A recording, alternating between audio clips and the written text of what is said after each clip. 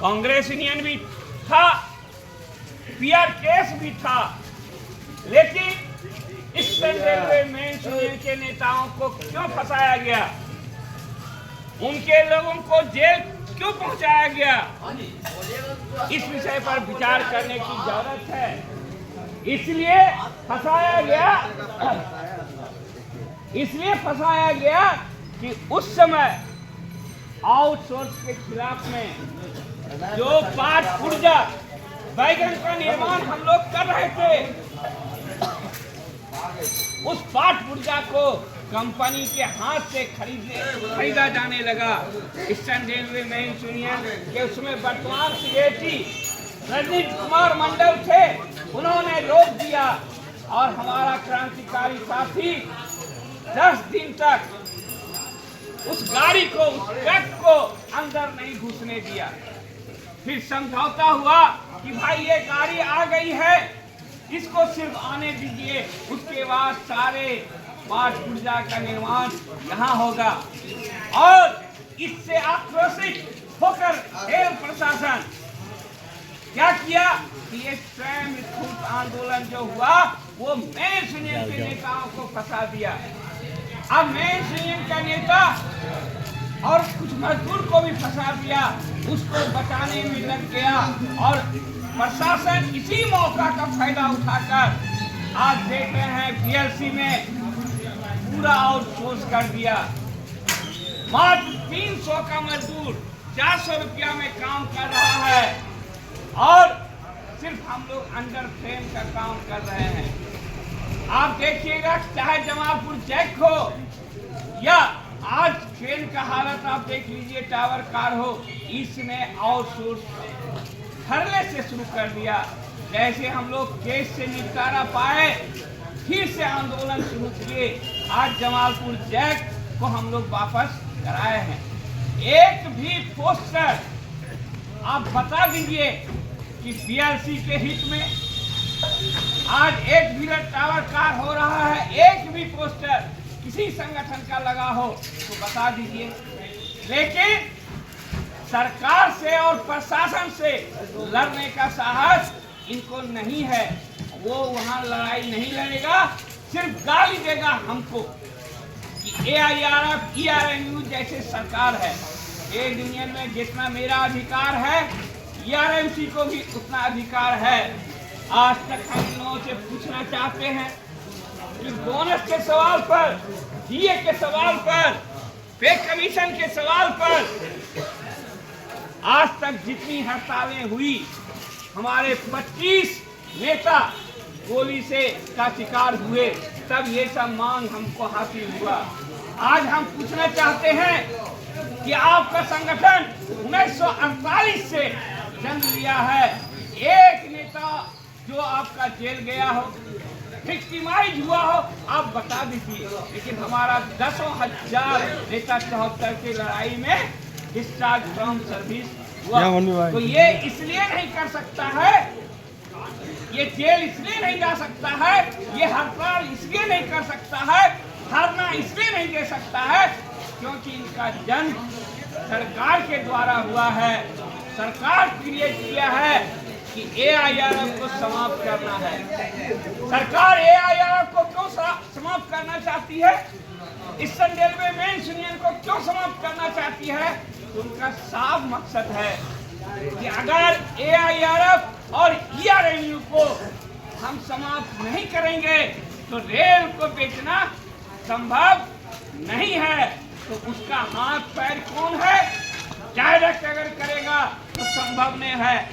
तो उन्होंने यूनियन को पैदा किया, ईआरएमसी को पैदा किया और वो खूबी वो बेचारा अपना काम कर रहा है, मजदूर को भरमा रहा है।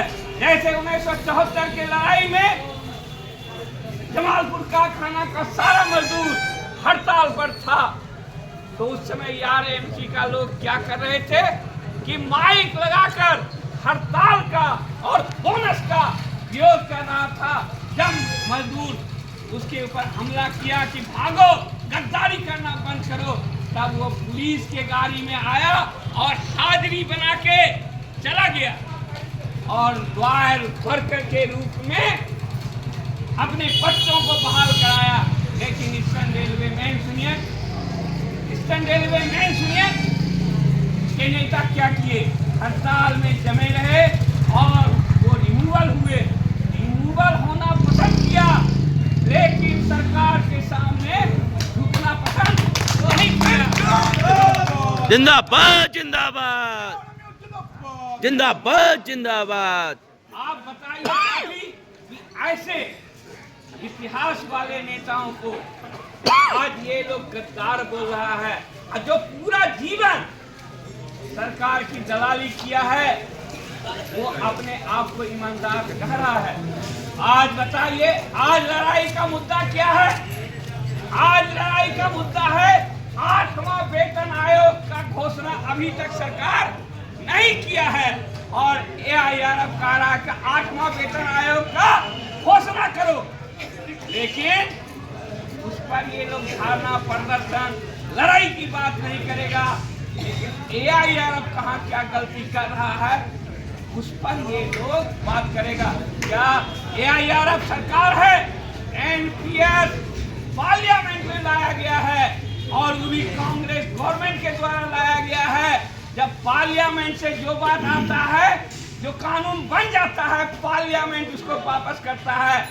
मैं दावे के साथ उनको कहता हूं, यहाँ माइक लगाओ और बोलो कि ट्रेड यूनियन एक्ट में किसी ट्रेड यूनियन नेता को है कि भारत के पार्लियामेंट में जो कानून बन गया है उसको तोड़ने का अधिकार है? तो बताओ हमको, ट्रेड यूनियन पढ़े हो, जानकारी है तो बताओ, भारत के पार्लियामेंट में जो कानून बनेगा पार्लियामेंट ही उसको तोड़ सकता है।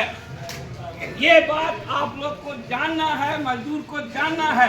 साथ ही एक दो बात हम कहेंगे कि हमारा जो NPS में रिटायर हुआ अभी साथी, उसको क्या मिलता है? 1800, 2000, 2500 रुपया मिलता है। सरकार के 4-5 बैठकों के बाद वित्त मंत्री के साथ, डिफेंस मिनिस्टर के साथ, रेल मिनिस्टर के साथ उन्होंने कह दिया कि भाई अभी OPS को पार्लियामेंट से वापस करना संभव नहीं है। तो अब बताइए कि ये सरकार 29 तक चलेगी और 29 तक हमको OPS नहीं मिल पाएगा, तो जो रिटायर इस बीच में कर्मचारी जाएगा उसका क्या होगा? क्या वो आपका दुश्मन है? वो 2200 रुपया में, 1800 रुपया में अपना जो घर चला सकेगा? ये बात को देखते हुए ईस्टर्न रेलवे मेंस यूनियन और AIRF के महामंत्री ने फैसला किया कि सरकार के 3 मुद्दों को हम समर्थन करते हैं।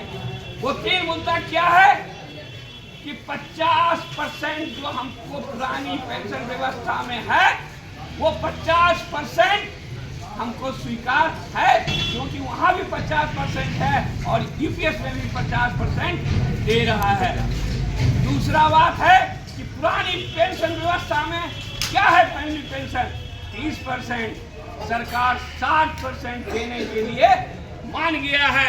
तो हम लोगों ने, हमारा नेताओं ने इस बात का स्वीकार किया कि ठीक है, हम 60% लेंगे।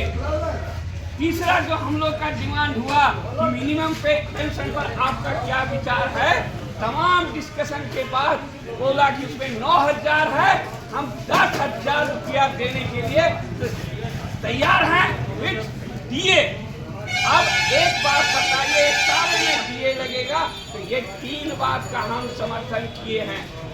सरकार को हम लोगों ने बताया कि लेकिन इसमें सबसे बड़ा खामी है, आप 14% को 18% को अपने तरफ से कंट्रीब्यूशन करो या 24% करो, या पैसा कहाँ से अरेंज करोगे, ये आपका काम है, ये सरकार का काम है, यूनियन और कर्मचारी का काम नहीं है। 10% जो कंट्रीब्यूशन तुम हमसे लेते हो, हम ये देने में सक्षम नहीं है और आपके ऊपर कोई भरोसा नहीं है। क्यों? क्योंकि NPS में ये प्रावधान है कि जो कंट्रीब्यूशन 1000 में लगेगा उसमें नॉमिनी का भी कोई स्थान नहीं है। वो पैसा अगर वो कर्मचारी डेथ कर जाता है तो वो पैसा कहाँ चला जाएगा? तो कंपनी का हो जाएगा। ये बात हम मानने के लिए तैयार नहीं है। 10% कंट्रीब्यूशन को विथ इंटरेस्ट आपको वापस करना होगा। ये हमारा AIRF का डिमांड है। दूसरी बात है कि बहुत लड़ाई के बाद 33 साल जब हम पूरा नौकरी करते थे तब हमको पेंशन फुल मिलता था। तो हम लोगों ने ये डिमांड रखा कि आपने इसको 25 साल क्यों किया, ये 20 साल करना होगा। ये दो मुद्दा पर सरकार से हमारा विरोध है और प्रधानमंत्री के सामने में ये दो बात का हम विरोध किए। ये बात हम नहीं मानेंगे। प्रधानमंत्री बोले हैं कि कुछ समय का हमको समय दीजिए और समय दीजिएगा तो इस समस्या का भी हल हम कर देंगे, इतना आप मान लीजिए। मजदूर के हित में और 29 तक जो कर्मचारी रिटायर कर रहे हैं उनके हक में हम लोग ये बात माने हैं।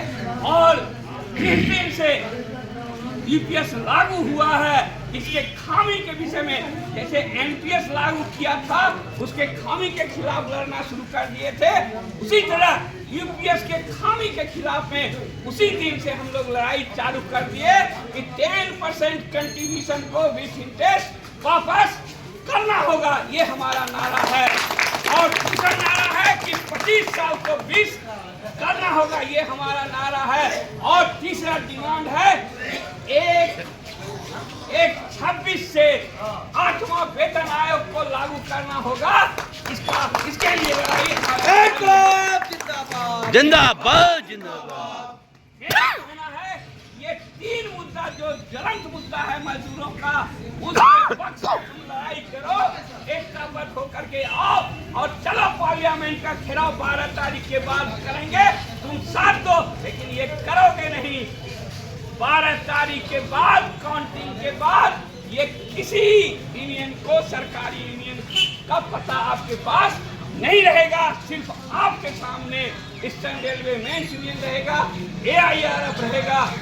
आज जो कारखाना का बात है, चाहे विद्युत इंजन का लोड हो, चाहे कचरा का सवाल हो या लोड का सवाल हो, प्रमोशन का सवाल हो, 259/19 का सवाल हो, जितना भी काम हम लोग किए, आज आप बताइए एक आदमी का नाम बता दे कि रिमूवल केस जो कारखाने के अंदर में प्रशासन के द्वारा रिमूवल कराया गया है, एक केस भी ये लोग कराया है तो बता दे। लेकिन आज अपना खाना पीना सब देके ऐसे कर्मचारी को रिमूवल से वापस कराए और जो बचा हुआ रिमूवल केस है उसको भी हम लोग वापस कराएंगे। आप एक बात बताइए साथी, मुंगेर रोड पर रेल कर्मचारी एक्सीडेंट किया। 2 बाहर का सदस्य था, एक तो वहीं स्पॉट डेथ हो गया और 2 काफी घायल हो गया था। उसको पुलिस कहाँ ले गई? मुंगेर जमालपुर थाना के सामने में जो हॉस्पिटल है वहाँ।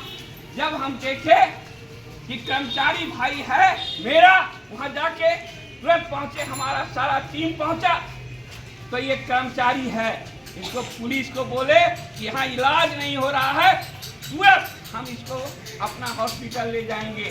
उसका एक भी परिवार का सदस्य नहीं पहुंचा था। जब वहां से हॉस्पिटल उठा के लाए तो डॉक्टर बोला पुलिस केस है। उसको हम लोगों ने बोला कि ईस्टर्न रेलवे मेंस यूनियन का हम ब्रांच सेक्रेटरी है, ये नाम से लिखो कि हम भर्ती कराए हैं, पुलिस का जवाब देने का काम हमारा है। हम लोग इलाज शुरू करवाए, उसको पटना भेजे, उसके बाद उसका परिवार का लोग आया। साथ ही किसी भी जगह किसी भी समय हमेशा ईस्टर्न रेलवे के क्रांतिकारी साथी